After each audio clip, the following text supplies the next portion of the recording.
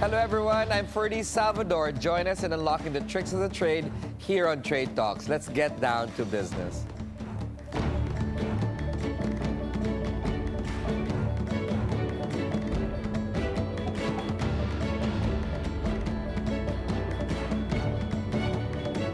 The Negros Trade Fair is approaching 4 decades. Now on its 39th year, it brings together unique stories that shape the Negrense way of life, from food, fashion, to home and design.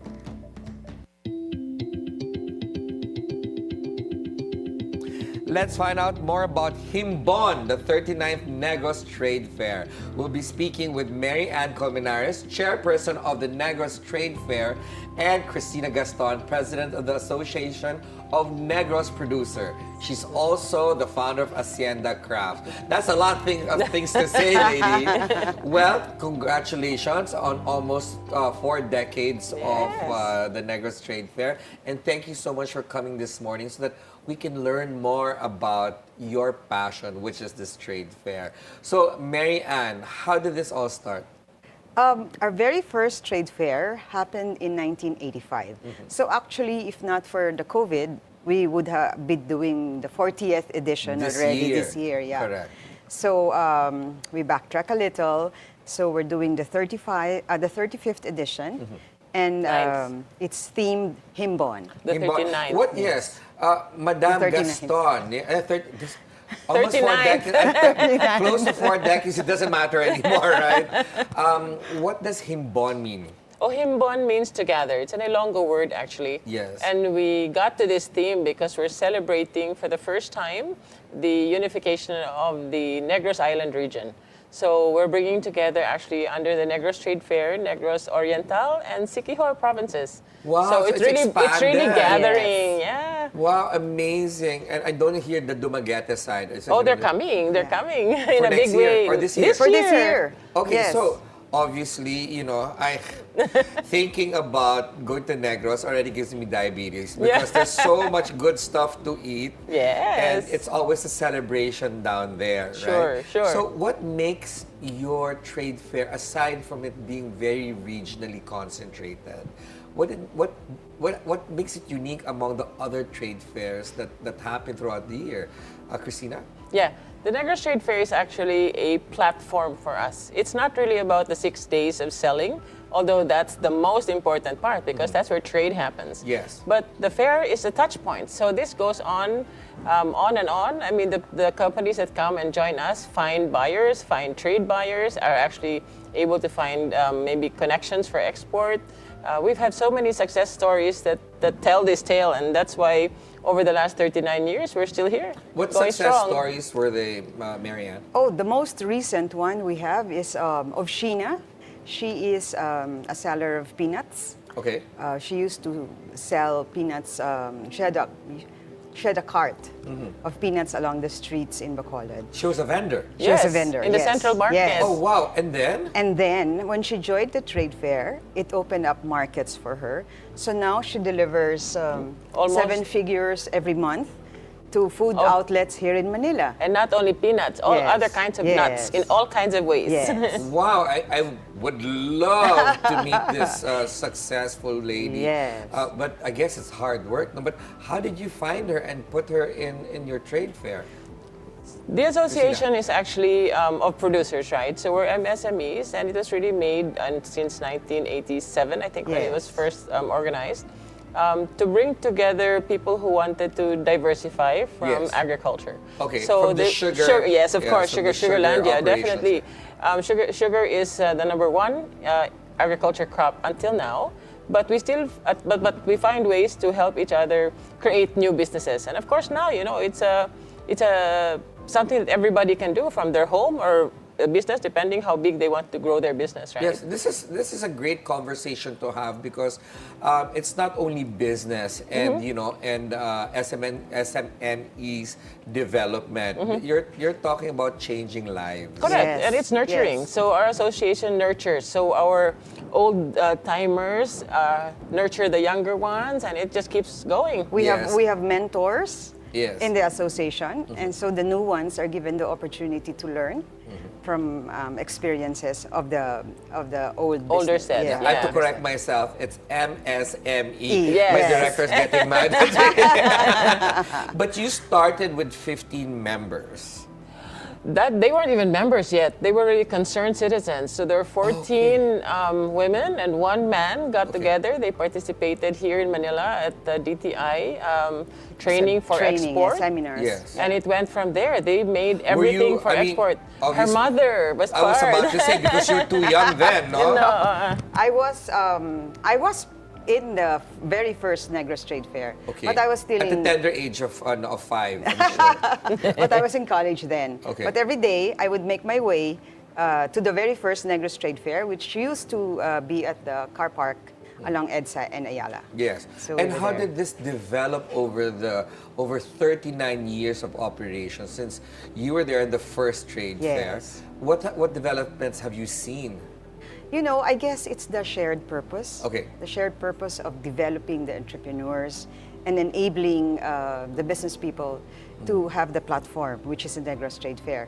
But now we are going beyond the trade fair because we are part of the policy-making bodies now in the region. And, you know, we are developing as an association. So that's what makes our programs dynamic. Are there any challenges? Because it seems like trade fairs like this actually concentrate on a lot of the F&B products, right? There's a lot of products that the region can offer. You're talking about textile and handicrafts and stuff like that. Has that become a challenge? Because of course, everybody wants to produce, like your peanut lady that became very successful. Yeah. Do you try to steer or balance the offerings? So because we're a trade organization, we really help everyone grow their business, whatever their business opportunity is, or whatever their business interest is. So we are actually, I think, catering to 8 different industries. Sectors, yes. Such Industry as? sectors. So we have gifts and houseware, furniture, fashion, garments, natural and organic products. Yes. Tourism. We have tourism. Yeah. Well, and we also it's have a one-stop our shop. Yes, Yeah. you know, when you go to the trade fair this coming September, you'll be treated to a whole array of different sights, product sounds, and yes. flavors. So it's like literally going into like Bacolod, Iloilo, that region for a holiday, but you get it in one spot. Yes, It's an air-conditioned yes, That's it. Right. Okay, what about taking this idea on an international caravan? Have you ever done that or thought about it? You know, we are all volunteers in our association, and we do this actually to help entrepreneurs grow. So we go as far as our, let's say, partners also help us, you know, because we cannot do this on our own. And this is why, as an association, we really partner with others, like the province of Negros Occidental, and that's why we're able to come here. SM, who's given us a new home, SM Aura, SM Malls, give us a new home this year. We're working also with the different national agencies, so TESTA, DTI, DOST, and we have programs with all of them. And it's really to grow business. Yes, So- I'm sure Secretary Roque is a champion for Yeah. MSMEs, right? Sure. And I'm sure this is going to be a focus of hers. Has the DTI now been able to give you guys a leg up more than the past 39 years for this year's edition?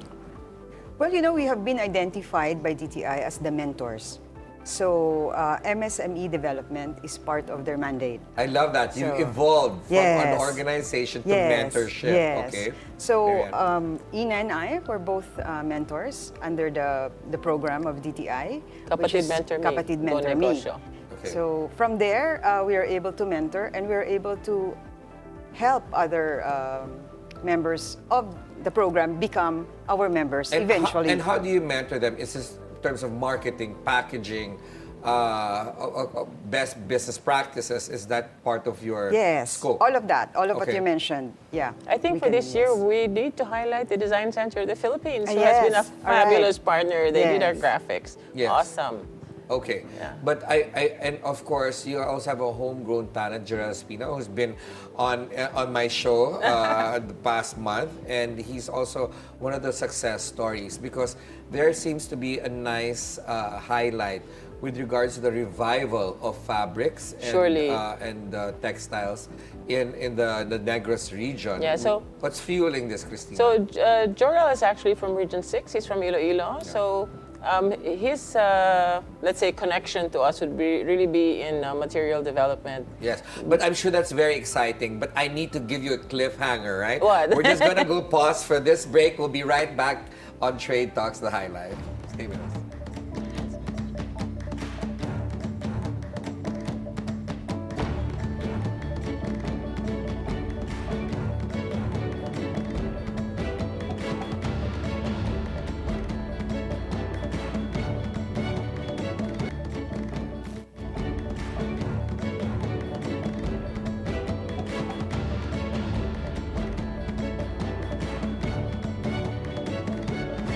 Welcome back to Trade Talks. We continue our conversation with Mary Ann Colmenares and Christina Gaston.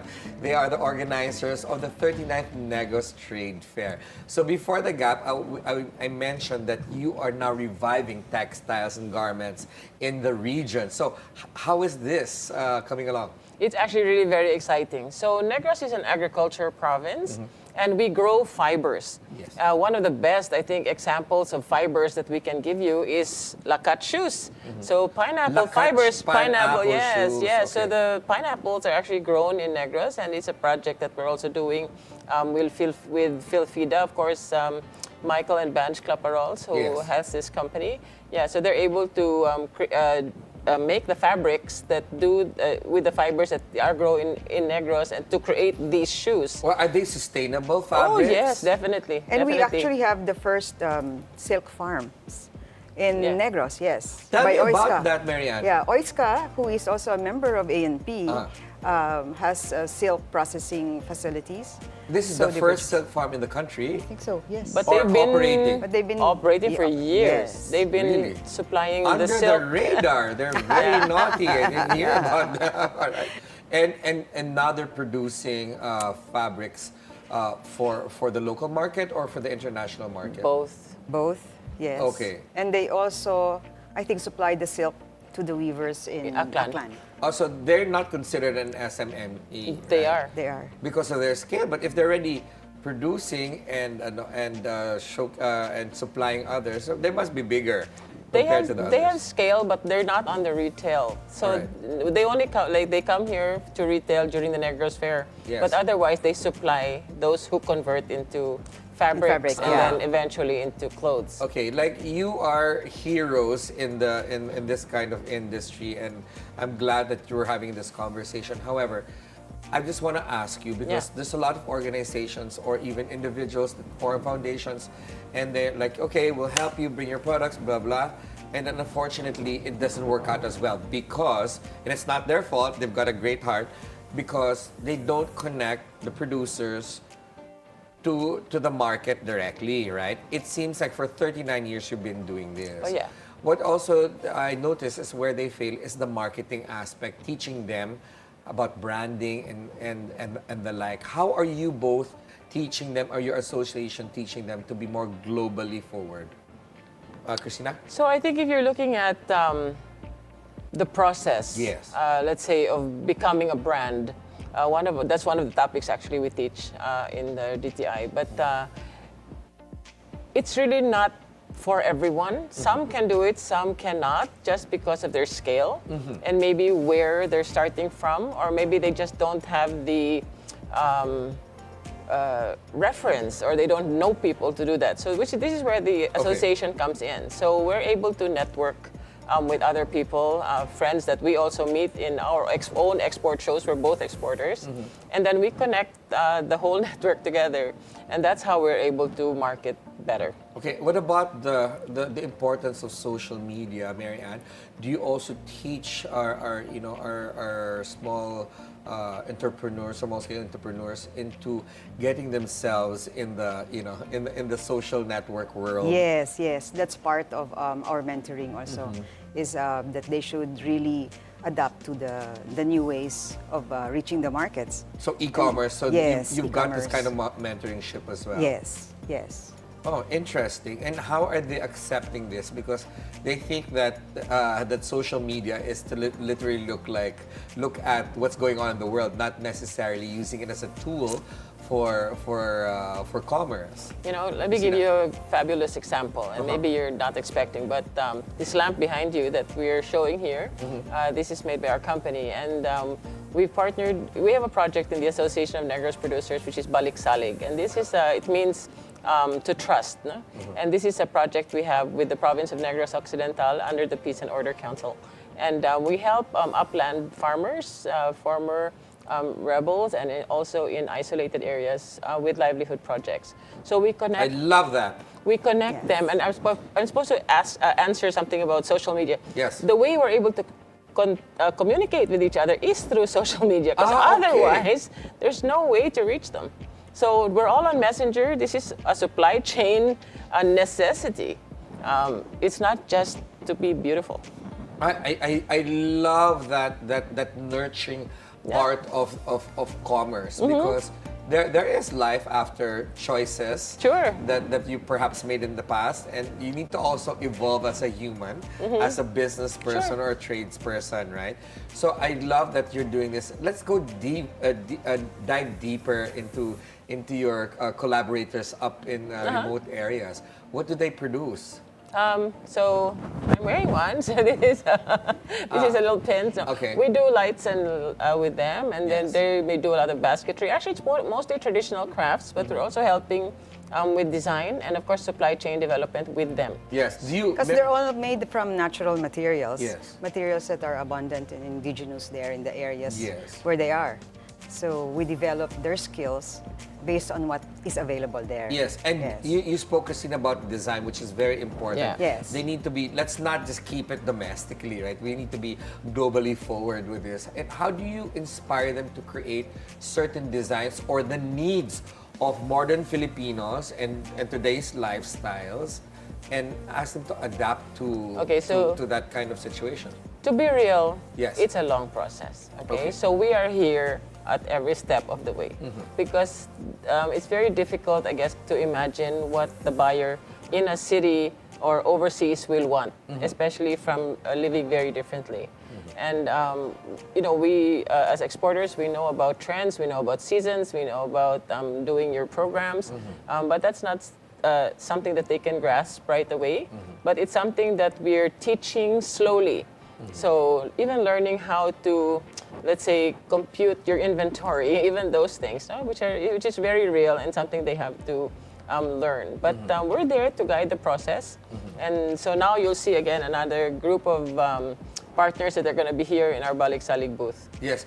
Also, the word artisanal is, you know, is very how should we say? Is very enticing to markets around the world and the Philippines, right? Yes. How do they adapt to that word? Because, you know, up in the isolated or less traveled areas of your region, and like your pin, that's artisanal to me. Sure. Yes, Do they it realize is. what it means? They do, because it's economically viable for them. Okay, because of course artisanal is, you know, not too commercially made. You know, you use your hands to produce them, right? Yes. Are you hitting hard on that artisanal aspect, because they can actually earn more money from it, right? That's Mary Ann? right. You know, when they realize that what they do, when they do it with care Yes. and with passion, so they know that the things come out more beautifully. Yes. So they appreciate it also. Yeah, They appreciate they do it. because before Christina, you go up to the, let's say, the roadside, and they make beautiful baskets. Artisanal doesn't cut it, man. You'll even bargain. Okay, this should be cheaper because I'm buying it in the side of the street, right? As opposed to going to a boutique. Actually, right? I think the issue there is that we don't realize how much effort goes into growing these things. I say growing because even the material, they grow. Yes. So you're thinking of a basket, this is a pang market lang. But the truth is that they harvest the materials, they may or may not treat the materials is one thing that we're teaching. And then, of course, converting it into something either functional or beautiful, depending on what the product is and how it's going to be used. So there's so many gaps there. And Yeah, I think the beauty is that because we're there to guide the process, it's able to be something that the market will want. Okay, what is your favorite new exhibitor, Mary Ann? Oh, there's a lot. There are plenty. Don't of worry, new- nobody's gonna bash you. One particular. Okay, what I'd like to tell you is we have different lanes as you enter the fair. When you enter, there'll be She's fashion being lane. very diplomatic.